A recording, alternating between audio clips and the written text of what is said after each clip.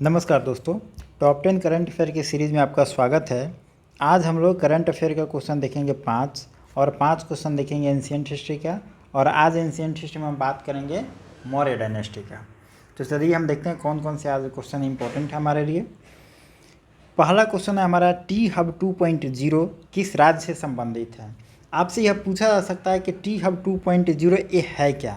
तो आप समझ लीजिए कि टी हब 2.0 जो है यह स्टार्टअप का एक इनिशिएटिव है जो तेलंगाना स्टेट के द्वारा लाया गया है। इसलिए आप देखते होंगे कि कोई भी जब ऐसा इकोनॉमी वाला कोई मेजरमेंट आता, कोई इंडेक्स आता है, तो उसमें आप देखेंगे कि तेलंगाना, आंध्र प्रदेश, तमिलनाडु, केरला और कर्नाटका ये सब स्टेट काफ़ी अच्छे ऊपर रैंकिंग में मिलते हैं और बिहार आपको नीचे मिलेगा, क्योंकि बिहार में ऐसा इनिशिएटिव आता ही नहीं है। सरकार ऐसा कुछ करती ही नहीं है, करती भी है तो बहुत कम स्तर पे करती है। इसीलिए स्टार्टअप का बढ़ावा यहाँ पे नहीं है, और स्टार्टअप नहीं है तो फिर इकोनॉमी को जनरेट करने में दो ही ऑप्शन बचता है, या तो एग्रीकल्चर में जाइए, नहीं तो सर्विस सेक्टर में जाइए। सर्विसिंग नौकरी वगैरह में जाइए तो नौकरी की संख्या कम ही है, बाकी वो सब अलग बात है। लेकिन टी हब 2.0 आप याद रखेंगे, टी फॉर तेलंगाना, ठीक है। चलिए अब हम आंध्र प्रदेश का बात कर लेते हैं। तो एक रैंकिंग आता है ease of doing business. Ease of doing business में टॉप पे कौन रहा है? आंध्र प्रदेश रहा है 1 नंबर पे। इस रैंकिंग को कौन जारी करता है? इस रैंकिंग को जारी करता है DPIIT, मंत्रालय का नाम है, आप इसको याद रखेंगे, ठीक है। चलिए आगे देख लेते हैं। राष्ट्रीय MSME पुरस्कार 2022 यह किसको मिला है? कौन सा राज्य रहा है जिसको MSME अवार्ड 2022 मिला है? तो यह स्टेट है आपका उड़ीसा, ठीक है। उड़ीसा को MSME पुरस्कार 2022 मिला है। और MSME से हम आपको बताए थे कि एक रैंप योजना है, हमने आपको पहले बताया था। रैंप योजना किस चीज़ से रिलेटेड है, आप इसको कमेंट बॉक्स में बताएंगे, बहुत ही इंपॉर्टेंट है, एग्जाम में पूछा जा सकता है। तो रैंप किससे रिलेटेड है, अगर आपको याद हो तो कमेंट बॉक्स में लिख के बताएंगे। थोड़ा सा हम बिहार के बारे में 2-3 चीज़ें देख लेते हैं। बिहार के बारे में 2-3 अभी न्यूज़ आया है। एक तो है कि बिहार में ये अच्छा चीज़ नहीं है, लेकिन फिर भी जानना चाहिए, एग्ज़ाम में ऐसे प्रश्न बनते हैं। सबसे ज़्यादा कुपोषण के मामले में सबसे नीचे है बिहार का स्थान। अभी एक सर्वे आया था, उसमें देखा गया कि सबसे ज़्यादा कुपोषित बच्चे अगर कहीं हैं तो बिहार में हैं। आप देखिए ऐसे क्वेश्चन बना हुआ है पहले कि एजुकेशन में बिहार कहाँ पे है, तो नीचे से प्रथम, नीचे से द्वितीय, ऐसे करके क्वेश्चन आया हुआ है। तो अगर कुपोषण में आ जाए तो आप नीचे से 1 नंबर पे है बिहार। दूसरा, एक नीति आयोग का रिपोर्ट आया था, उसमें कहा गया कि बिहार सबसे गरीब है। मतलब गरीबी और कुपोषण में सबसे नीचे कोई है तो बिहार है। लेकिन एक अच्छा इसमें सर्वे आया था, उसमें कहा गया कि जो हमारे यहाँ ओल्डर लोग हैं, मतलब बूढ़े लोग जो हैं, उनको बूढ़े लोगों के अपराध में कमी आई है। मतलब बूढ़े लोगों के प्रति जो गलत भावना है होती है लोगों को, जो अपराध वगैरह, घर में जो मतलब वृद्धाश्रम में छोड़ दिया था वगैरह वगैरह, जो भी ये भी एक तरह से अपराधी हैं। या बूढ़े लोगों के प्रति कोई भी अपराध जो होता था पहले, उसमें बिहार में कमी आई है। यह एक अच्छा न्यूज़ था कि बिहार में बुजुर्गों के प्रति सम्मान की भावना जगी है और अपराध में कमी आई है। तो यह 3 जो डेटा था, कहीं ना कहीं आपको ऑप्शन में हो सकता है कि मिल जाए, तो हमने सोचा कि इसको बता दें। कुपोषण और गरीबी में बिहार सबसे नीचे है, और आप बुजुर्गों के प्रति अपराध में कमी आई है पहले की अपेक्षा, तो यह भी आप याद रखेंगे। चलिए आगे देख लेते हैं। एक क्वेश्चन है कि राष्ट्रीय खनिज कांग्रेस का बैठक कहाँ पे हुआ है? देखिए इसका आंसर होगा आपको भुवनेश्वर। और भुवनेश्वर में अमूमन बहुत कम ही चीज़ें होती है।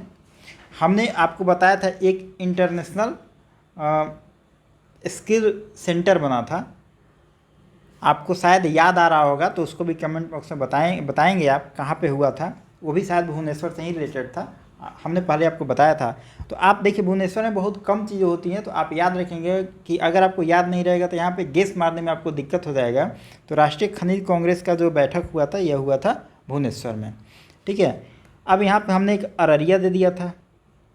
अररिया का मतलब ये है कि अररिया से एक लेडी बड़ा फेमस है, अभी नीति आयोग में इनको डायरेक्टर बनाया गया, यह आपसे एग्जाम में पूछा जा सकता है। इनका नाम है जागृति रोहित सिंगला। ये क्या बनी है अभी? ये बनी है नीति आयोग में। नीति आयोग में यह डायरेक्टर बनी है। तो आप याद रखेंगे, बिहार स्पेशल में बिहार का जो करंट अफेयर होता है बिहार स्पेशल, उसमें पूछा जा सकता है कि जागृति रोहित सिंगला जो अभी नीति आयोग में डायरेक्टर बनी है कहाँ की हैं, तो अररिया की हैं, या किस पोस्ट पे अभी इनका अपॉइंटमेंट हुआ है ये भी पूछा जा सकता है। तो आप दोनों चीज़ें यहाँ पे याद रखेंगे। अगला देखते हैं, स्कूल हेल्थ क्लिनिक किस राज्य से संबंधित है? देखिए, स्कूल हेल्थ क्लिनिक की बात अगर आए तो आप दिल्ली याद रखेंगे, दिल्ली से संबंधित है। दिल्ली के बारे में हमने आपको एक और चीज़ बताया था कि दिल्ली में आपको बन रहा है क्या? Hobby hub. हॉबी हब बन रहा है। देखिए, एजुकेशन के मामले में दिल्ली का एजुकेशन अभी एजुकेशन के मामले में दिल्ली का जो मॉडल है अभी अच्छा काम कर रहा है, और दिल्ली के स्कूल काफ़ी अच्छे हो गए हैं। हालांकि पहले भी अच्छे थे लेकिन अब काफ़ी अच्छे हो गए हैं। तो यहाँ पे 2 इनिशिएटिव लिया गया यहाँ पे स्कूलों को अच्छा करने के लिए। एक तो स्कूल हेल्थ क्लिनिक चलाया गया है, इसके थ्रू क्या होगा, बच्चों के शारीरिक और मानसिक जो हेल्थ होता है उसको देखा जाएगा, परखा जाएगा, समझा जाएगा। और दूसरा एक हॉबी हब चलाया गया है कि बच्चों का जो भी हॉबी है, पढ़ाई के बाद मतलब उनकी जो हॉबी है पढ़ाई लिखाई, मतलब पढ़ाई तो नहीं होगा, पढ़ाई के बाद वो सिंगिंग, प्ले जो भी हो उसके प्रति उनको थोड़ा सा मतलब उनके प्रति भी उनको समझाया जाएगा, बताया जाएगा। या स्कूल में ऐसा व्यवस्था किया जा रहा है तो इसके लिए ये हॉबी हब है। 2 चीज़ें यहाँ पे आप याद रखेंगे। अगर हम और बात करें यहाँ पे थोड़ा बिहार की हम बात करें तो बिहार के एक जगह है नालंदा। नालंदा अभी बहुत न्यूज़ में रहा। नालंदा की अगर हम बात करें तो यहाँ पे 2 चीज़ें हम देखेंगे। यहाँ पे एक हुआ है आयुर्वेद पर्व। आयुर्वेद पर्व कब हुआ है? 11 से 13 दिसंबर के बीच में हुआ है। दूसरा अगर हम देखें नालंदा में ही एक है संजीव कुमार। संजीव कुमार क्यों चर्चा में रहे? क्योंकि संजीव कुमार की बात करें तो इनको मिला है नेल्सन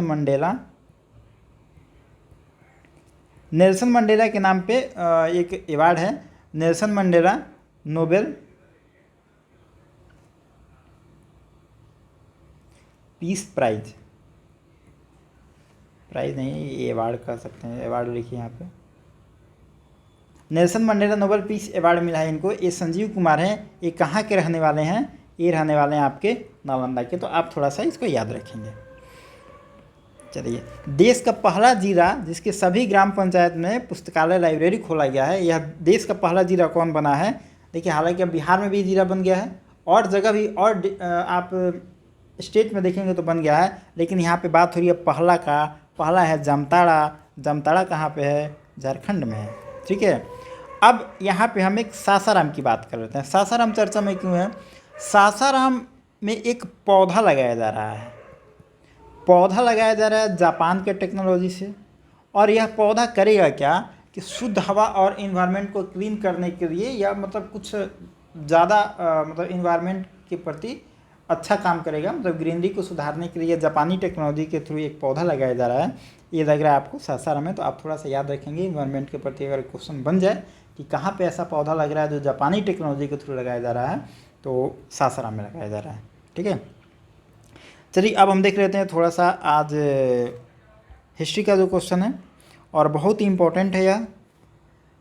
सेंड्रोकोटस और सिकंदर के भेंट का, मतलब दोनों के बीच का जो आपस में दोनों मिलते हैं, तो इसका वर्णन किसने किया है? देखिए, सबसे पहले तो आप ये जानिए कि सेंड्रोकोटस है कौन। सेंड्रोकोटस कहा जाता है चंद्रगुप्त मौर्य को। चंद्रगुप्त मौर्य का नाम है सेंड्रोकोटस। और यह नाम दिया किसने था? यह नाम दिया आपको विलियम जोन्स। विलियम जोन्स पहली बार चंद्रगुप्त मौर्य को सेंड्रोकोटस कहता है। एग्जाम में कई बार यह पूछा गया कि सेंड्रोकोटस किसका नाम था? यह नाम था चंद्रगुप्त मौर्य को। आप याद रखेंगे। और चंद्रगुप्त मौर्य और सिकंदर की भेंट का वर्णन अगर हम पूछें किसने किया है, तो यह जस्टिन अपने राइटिंग में करता है। यहाँ पे ऐसे होगा, ठीक है, तो दोनों बात बराबर ही हैं। जस्टिन अपने लेखनी में, अपने राइटिंग में इन दोनों का जिक्र करता है। और देखिए थोड़ा सा हम चंद्रगुप्त मौर्य के बारे में अगर हम देख लें, चूँकि इनसे तो बहुत क्वेश्चन बनता ही है, बहुत फेमस है।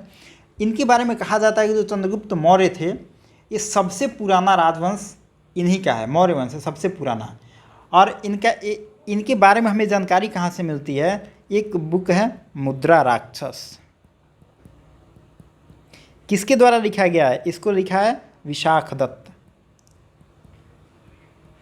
विशाख दत्त लिखते हैं, बुक का नाम है मुद्रा राक्षस। और इसमें पूरा चंद्रगुप्त मौर्य के बारे में वर्णन करेंगे, बताएंगे कहाँ पे चंद्रगुप्त मौर्य अपना मतलब कहाँ का राजा है, कैसे कैसे अपना शासन कर रहा है, सारा कुछ बताएंगे इसके बारे में। और यही कहेंगे कि इसके पिता का नाम है नंदराज, बताएंगे नंदराज का बेटा बताएंगे इसको। और इसको कुलहीन कहेंगे, कुलहीन कहेंगे, कुलहीन। और वृषल भी कहा कहीं कहीं आपको मिलेगा। तो आपसे यह एग्ज़ाम में पूछा जाता है कि किस राइटर ने चंद्रगुप्त मौर्य को कुलहीन कहा है या नंदराज का बेटा माना है, तो यह इसका आंसर होगा आपको विशाख दत्त। अपने बुक मुद्रा राक्षस में इस बातों का वर्णन करते हैं। दूसरा अगर हम बात करें चंद्रगुप्त मौर्य के बारे में, तो इसके बारे में और देखिए, चंद्रगुप्त मौर्य दक्कन विजय करता है, दक्कन विजय करता है। या कहीं कहीं आपसे एग्जाम में पूछा जा सकता है मालवा पर विजय पहली बार कौन किया, तो मालवा या दक्कन जो भी बात करें, मालवा आए आपको क्वेश्चन में, गुजरात आए या महाराष्ट्र आए, या आपको दक्कन विजय पूछ सकता है। मतलब चारों में से कुछ भी ऑप्शन दे सकता है। इस पे विजय कौन करता है, तो इन चारों जगह पे अगर बात करें तो चंद्रगुप्त मौर्य विजय करता है। और इसकी जो सीमा थी कहाँ तक फैली थी, चंद्रगुप्त मौर्य की सीमा कहा जाता है कि ईरान तक फैला था, ईरान तक इसका सीमा फैला था। देखिए अब कुछ लोग कहता है कि अखंड भारत, अखंड भारत है क्या? हमने कल आपको बताया था कि चोल काल में हम लोग कहाँ तक पहुँच गए थे, श्रीलंका। कुषाण पढ़ेंगे तो कुषाण काल में हम लोग पहुँच गए हैं चाइना तक, और मौर्य काल में हम लोग पहुँच गए हैं ईरान तक। तो अब लोग यही सब मैप बना लेता है, कहता है अखंड भारत। देखिए अखंड भारत अभी ये सब सुनने के लिए अच्छा चीज़ है, लेकिन ये सब प्रैक्टिकल में अभी चीज़ें पॉसिबल थोड़े है। लेकिन अभी जो आरएसएस है या अभी सरकार है बीजेपी, ये कभी कभी इनका मानना है कि हम अखंड भारत बनाएंगे, जो प्रैक्टिकली सब सही नहीं है। कुछ चीज़ें कहने सुनने के लिए बहुत अच्छी होती है, ये ठीक ये सेम वैसे ही बात है जैसे लोग कहता है कि मैं चांद तारे तोड़ लाऊंगा। अरे वास्तव में कोई थोड़े तोड़ता है, वो कहने की बात होती है, कहने सुनने में चीज़ें ठीक लगती है, लेकिन प्रैक्टिकल में ये सब चीज़ होती नहीं है। तो यही से सब निकलती है बात अखंड भारत की, जो कि पहले था अब नहीं हो सकता है। ठीक है, तो चंद्रगुप्त मौर्य के बारे में इतना काफ़ी है। एक चीज़ इसमें मैं और बता दूंगा आपको कि चंद्रगुप्त मौर्य का बहुत फेमस जो राजमहल था वो बना हुआ था लकड़ी से। अभी जैसे हम लोग का घर कैसे बनता है, ईंट पत्थर और छड़ सीमेंट से बनता है, उसमें घर बना था लकड़ी का, बहुत बड़ा इनका राजमहल था। ये कहाँ पे मिला है आपको? पटना में, पटना पाटलिपुत्रा जो भी कहें, जगह का नाम है बुलंदी बाग और कुम्हरार, कुम्हरार दो जगह से मिला है। और ये कौन व्यक्ति है जो ये सारा राजमहल खोलते हैं और कहते हैं कि यहीं चंद्रगुप्त मौर्य का घर था, यहीं पे चंद्रगुप्त मौर्य रहता था, यहीं उसका राजमहल है। इनका नाम है स्पूनर, स्पूनर महोदय लिखा जाता है इनके नाम के आगे महोदय। ठीक है, तो आपसे एग्जाम में अभी पूछा जाता है कि चंद्रगुप्त मौर्य का घर किसने खोदा था, राजमहल किसने खोदा, और बताया जाता है इसका श्रेय जाता है स्पूनर को। आप थोड़ा सा याद रखेंगे। देखिए मैकियावेली के बारे में हम देख रहे थे, मैकियावेली के प्रिंस से किसकी तुलना की गई है? मैकियावेली के प्रिंस से तुलना की गई अर्थशास्त्र का। मैकियावेली के प्रिंस है क्या? अगर हम मैकियावेली की बात करें तो आपने पढ़ा होगा इटली में यह बहुत फेमस एक राइटर है जो कि एक बुक लिखता है, उसी से इसका तुलना किया गया अर्थशास्त्र का। और भारत में अर्थशास्त्र कौन लिखता है? इसको लिखते हैं चंद्रगुप्त के जो महामंत्री हैं वो लिखते हैं। इनका नाम है विष्णुगुप्त या चाणक्य। ठीक है, दोनों नाम से इनको जाना जाता है। चाणक्य इसका इनका नाम था और इनका बचपन का नाम था विष्णुगुप्त। ठीक है, यह अर्थशास्त्र है क्या? अर्थशास्त्र में चाणक्य लिखते हैं कि एक राजा को अपना प्रशासन, एडमिनिस्ट्रेशन कैसा चलाना चाहिए, विदेश नीति कैसा होना चाहिए, जुडिशियरी कैसा होना चाहिए और इकोनॉमी कैसे चलाना चाहिए। मतलब राजा को राज करने के लिए जितना ज्ञान की ज़रूरत होती है सारा चीज़ इसमें बताया गया है। और हम विशेषकर इसमें बात करें, इसमें 7 सिद्धांत की बात की गई है। 7 सिद्धांत की बात किया गया है इसमें, और इन 7 सिद्धांत को हम कहते हैं सप्तांग सिद्धांत। आपसे एग्जाम में यह पूछा जा सकता है कि सप्तांग सिद्धांत किस बुक से संबंधित है, तो उसका आंसर होगा अर्थशास्त्र।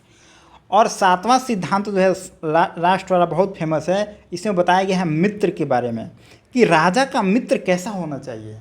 राजा का मित्र अगर खराब निकल गया तो समझिए वो राज्य का पतन हो जाएगा, राजा का मित्र अच्छा हो गया तो समझिए राज्य के लिए उत्थान की बात हो जाएगी। इसमें इसमें चाणक्य बताते हैं कि मित्र जो होता है आपका, देखिए एक होता है कि आपका मित्र कोई बन गया, एक होता है आपने मित्र को बनाया। ठीक है, दोनों में बड़ा अंतर होता है।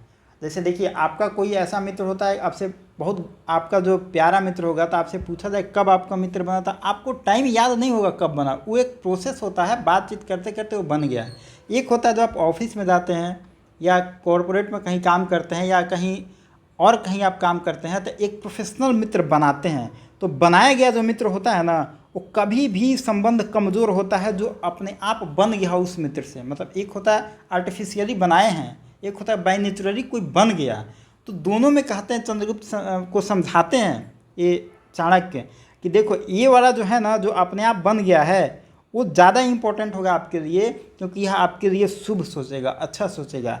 जिसको आप प्रोफेशनली बनाए हैं वो आपके लिए हो सकता है कि प्रोफेशनली या आपके लिए पर्सनली अच्छा नहीं सोचे और वो आपके लिए अच्छा नहीं हो। बाकी सब चीज़ें हम बाद में बात करेंगे, वीडियो लंबा हो जाएगा। तो 7वां जो सिद्धांत है यह बहुत फेमस है और मित्र के बारे में इसमें बताया गया है और यह आपसे एग्जाम में पूछा जाता है, आप इसको थोड़ा सा याद रखेंगे। चलिए आगे देख लेते हैं, सारनाथ स्तंभ किसके काल में बना था। तो अगर हम इसकी बात करें सारनाथ स्तंभ किसके काल में बना था, यह होगा आपको अशोक। और इसके ऊपर में देखेंगे तो एक सिंह की मूर्ति बनी हुई है और सिंह का जो मतलब होता है साहस होता है, शक्ति होता है, जिसको गवर्नमेंट ऑफ इंडिया ने अपने प्रतीक के रूप में इस्तेमाल भी किया है। और मौर्य स्कल्पचर का अगर हम देखें तो यह सबसे खूबसूरत और बेहतरीन नमूना में शामिल इसको किया गया है। लेकिन अगर हम थोड़ा सा यहाँ पे स्तूप की बात कर रहे हैं कि सबसे अच्छा स्तूप, सर्वश्रेष्ठ स्तूप कौन है, तो वह है सांची का स्तूप। सांची का स्तूप जो है यह सबसे सर्वश्रेष्ठ स्तूप में माना गया है। तो अगर आपसे एग्जाम में पूछा है कि सबसे सर्वश्रेष्ठ स्तूप कौन है, तो सांची का स्तूप है। यह कहाँ पे है, एमपी में है, जगह का नाम है रायसेन जिला। ठीक है, आप ये भी याद रखें कि कभी कभी यह भी पूछा जा सकता है। चलिए, अशोक के व्यक्तिगत नाम का उल्लेख किस अभिलेख में मिलता है, किस इंस्क्रिप्शन में अशोक के व्यक्तिगत नाम का उल्लेख मिलता है। देखिए अशोक के अब तक 40 से ज़्यादा हमको इंस्क्रिप्शन मिल चुके हैं, लेकिन अभी तक मात्र 4 ऐसे इंस्क्रिप्शन है जिसमें हमको अशोक का नाम मिलता है। आपको मैक्सिमम जगह मिलेगा मास्की का नाम, कहीं के आपको गुर्जरा मिल जाएगा, नेतुर हो सकता है मिल जाए, ये नाम आपको कहीं नहीं मिलेगा। मतलब आप याद रखेंगे ये चारों इंस्क्रिप्शन में आपको अशोक का नाम मिलता है। ठीक है, तो आप चारों इसका नाम याद रखेंगे, मास्की, गुर्जरा, नेतुर, उडेगोलम। ठीक है, और अशोक की अगर हम बात करें तो इनका नाम आपको इंस्क्रिप्शन में मिलेगा प्रियदर्शी। थोड़ा नीचे लिख देते हैं,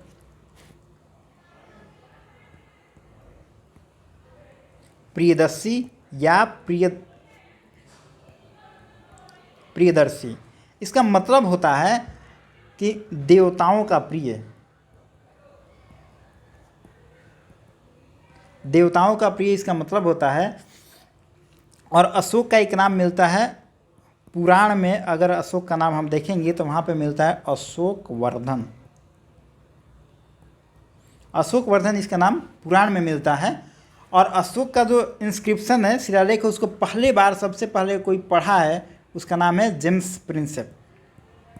यह तो एग्ज़ाम में कई बार पूछा है कि सबसे पहले किसने पढ़ा और इंस्क्रिप्शन को सबसे पहले खोजा किसने, अगर ये पूछे तो फैंथेलर करके उसका कुछ नाम है, हालांकि वो एग्ज़ाम में नहीं पूछता है, लेकिन सबसे पहले पढ़ा किसने, जेम्स प्रिंसेप, आपसे एग्ज़ाम में कई बार पूछा गया है।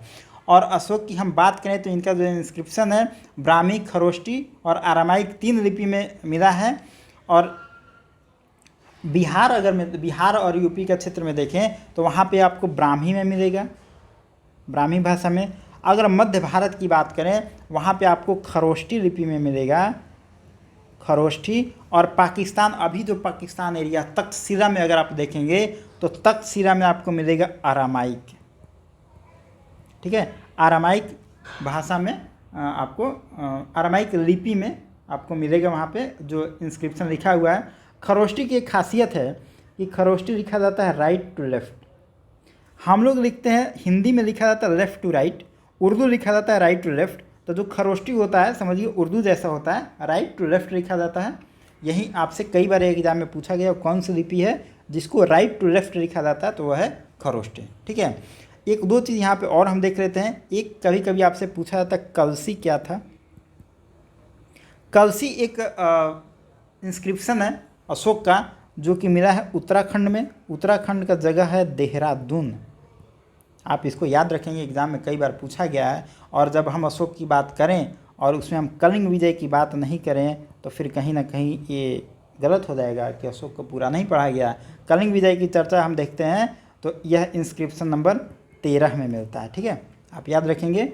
और धार्मिक सहिष्णुता की बात की गई है कि सभी धर्म एक साथ मिलजुल कर, कोई द्वेष भावना नहीं रहे, उसकी बात की गई है इंस्क्रिप्शन 12 में, ठीक है। तो आप हम लिख नहीं रहे हैं, आप थोड़ा सा इसको, क्योंकि टाइम ज़्यादा लगेगा, आप इसको लिख लेंगे। 13 में कलिंग विजय और सभी धर्म मिलजुल के एक साथ में रहे, उसकी चर्चा हुई है इंस्क्रिप्शन 12 में। रोमिन-देई अभिलेख किससे संबंधित है? देखिए यहाँ से एग्जाम में कई बार प्रश्न बने हैं कि रोमिन-देई अभिलेख किससे संबंधित है। यह है आपको बुद्ध के जन्म से, यह लुम्बिनी से संबंधित है, लुम्बिनी से संबंधित है। अशोक अपने राजा बनने के 20 साल बाद, अशोक अपने राजा बनने के 20 साल बाद लुम्बिनी में जाते हैं। जहाँ पे भगवान बुद्ध का जन्म होता है वहाँ पे जाते हैं और वहाँ पे जाने के बाद बहुत तरीके का टैक्स वहाँ पे माफ़ कर देंगे, टैक्स को माफ़ करेंगे। और जो लैंड रेवेन्यू है उसको 1/6 से घटाकर 1/8 कर देंगे, ठीक है। आप याद रखेंगे कि बहुत सारे जो बाकी टैक्स रखते हैं उसको ख़त्म कर देंगे, लेकिन जो लैंड रेवेन्यू है, चूँकि सरकार को चलाने के लिए राजा को कुछ तो टैक्स चाहिए, तो लैंड रेवेन्यू को 1/6 से घटाकर 1/8 कर देंगे और बाकी बहुत सारे टैक्स को माफ़ कर देंगे। यही सारी घटनाएं रोमिन-देई अभिलेख में लिखा गया है और यह घटना संबंधित है बुद्ध के जन्म से, जो लुम्बिनी से संबंधित है। तो यही सब है रोमिन-देई अभिलेख के बारे में। और यही था आज का 10 क्वेश्चन। तो ये है आपके लिए होमवर्क। इसका जो भी आपको सही आंसर लगे नेक्स्ट वीडियो इसके कमेंट बॉक्स में इसका आंसर देंगे और मिलते हैं नेक्स्ट वीडियो में। Thank you.